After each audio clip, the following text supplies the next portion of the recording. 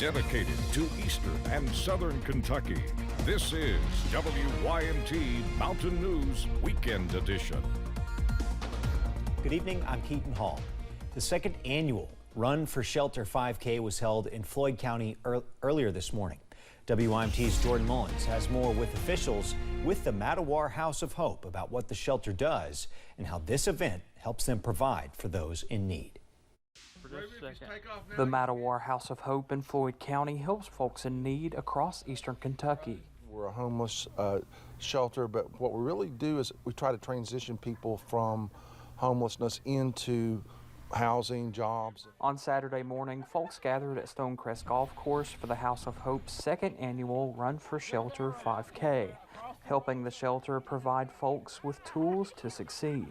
We're trying to give folks a hand up for whatever reason that they're down on their luck. They've run into a challenging situation in their life, and to take them in and help them, if it's with a GED or help them find a job or help them find housing, it's very important. Filling a need within their community.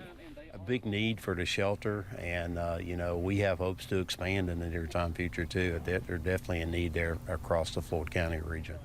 With folks braving the cold and willing to run for a cause. You know, we cannot take this up, all that wealth upstairs. We have to spend it somewhere. You know, this is the best place to spend our society, our people, our neighborhood.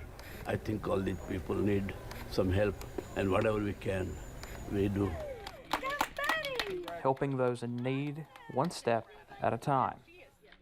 In Floyd County, Jordan Mullins, WYMT Mountain News.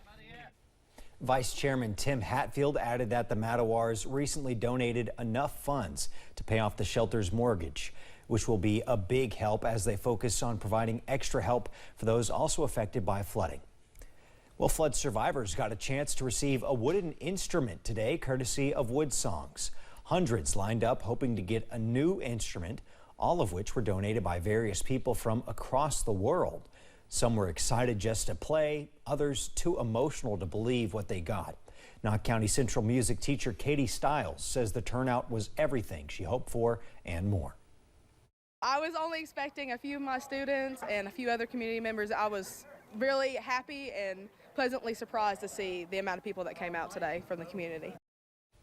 Most of the instruments were gone within an hour, some going to the music department at Knott County Central, which lost instruments in the flood. Law enforcement agencies, medical facilities, and pharmacies came together today for the DEA's biannual Drug Take Back Day.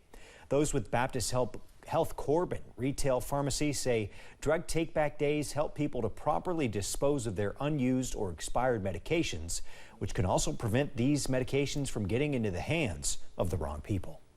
If you have something sitting around, it's easy for somebody to take it, and if you're not taking it anymore, or if it's expired and you aren't really paying attention to it, you're not going to notice that it's missing. So it's really important to dispose of them when you're done with them or when you realize that they're expired, so that not only people but pets or animals don't get a hold of them as well, because it can be harmful for them as well. If you missed the opportunity to drop off your medications for Drug Take Back Day, many facilities like Baptist Health Corbin Retail Pharmacy have permanent drop-off boxes to dispose of those medications. Well, if you have high blood pressure, you might want to take your medication that your doctor prescribes. New study says it can help prevent dementia later in life.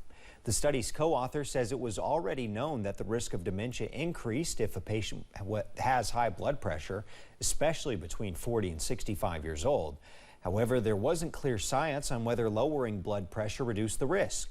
The study's researchers say a drop of 10 from the top number and 4 from the bottom made a significant difference. They also say the outcome didn't change based on age, sex, or stroke history.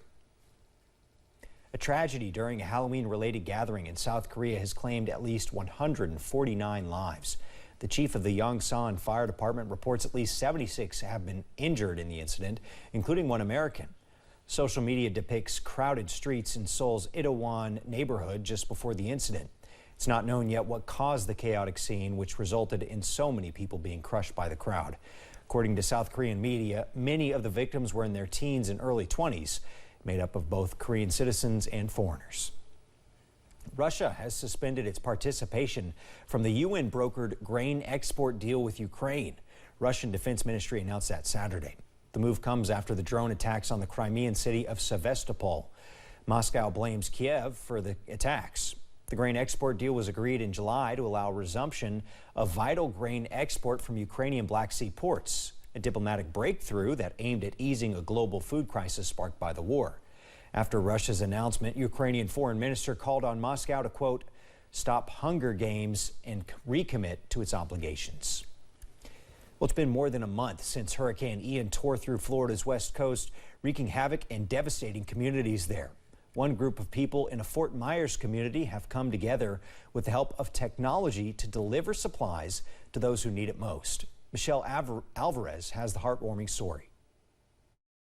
Ellen Baker posted on the Nextdoor app this week, pleading with people to donate supplies to a small trailer park with families called Unique Circle. When I saw how well my community fared and saw what was going on out there, I knew I had to help.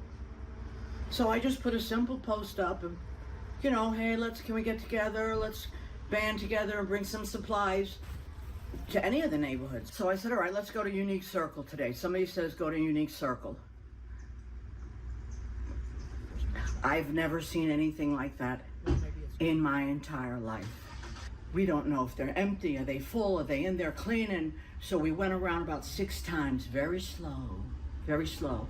We emptied the whole SUV. Like a woman would come out with maybe a little bag of garbage, and we'd say, and they speak a lot of Spanish, so, but we got around that, that was good. And as soon as you see the diapers, they come out, you know, it leads to the shopping bags coming out and filling it up and yelling to each other. You know, soap, shampoo, toothbrush, toothpaste, how old are the bambinos, you know. So we loaded up a few cars with things like water, baby supplies, bedding, and hygiene products and made our way to Unique Circle, where damage from the storm still looks devastating. Shampoo, soap, water.